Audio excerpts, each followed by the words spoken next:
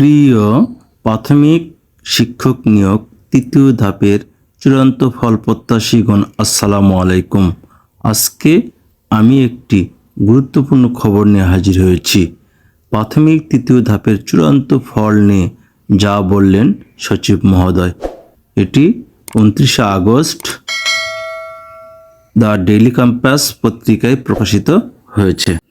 তৃতীয় ধাপের পরীক্ষার প্রশ্ন ফাঁসের অভিযোগ ওঠার পর আদালতের নির্দেশে একটি তদন্ত কমিটি গঠন করা হয়। এই কমিটির প্রতিবেদন ইতিমধ্যে আদালতে জমা দেওয়া হয়েছে। আদালত যে নির্দেশনা দেবেন সেটি আমরা বাস্তবায়ন করব।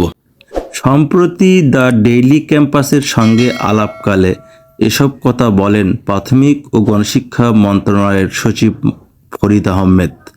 কবে নাগাদ তৃতীয় ধাপের চূড়ান্ত ফল প্রকাশ করা হতে পারে এমন প্রশ্নের জবাবে প্রাথমিকের সচিব আরও বলেন, দেখুন, আদালত কী নির্দেশনা দিবে সেটি আগাম বলার সুযোগ নেই।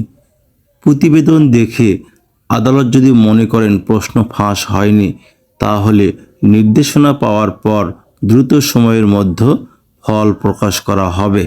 এ মুহূর্তে নির্দিষ্ট করে কোনো দিনক্ষণ বলা সম্ভব নয়।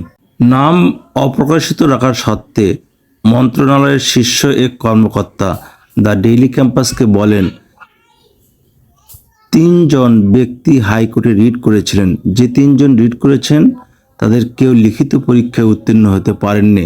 আদালতের নির্দেশনার প্রেক্ষিতে বিষয়টি খতিয়ে দেখতে 5 সদস্য বিশিষ্ট কমিটি গঠন করা হয়েছিল। এই কমিটিতে এনএসআই গোয়েন্দা বিভাগের সংশ্লিষ্ট কর্মকর্তা ছিলেন। এই প্রতিবেদনের আলোকে রেজাল্ট বাতিল হওয়ার কোনো সম্ভাবনা নেই।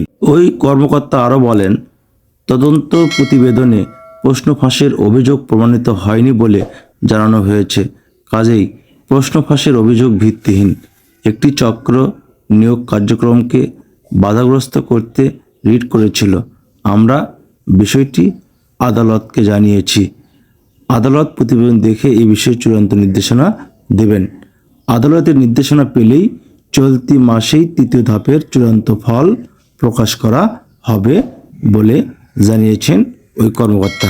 যদি এই ভিডিও ভালো লেগে থাকে তাহলে মিজান ম্যাথ একাডেমি ফেসবুক পেজকে ফলো দেবেন, আর যারা ইউটিউবে দেখে থাকবেন তারা মিজান ম্যাথ একাডেমি ইউটিউব চ্যানেলকে সাবস্ক্রাইব করে পাশের বেল আইকন বাজিয়ে দেবেন। এই বলে এখানেই শেষ করছি।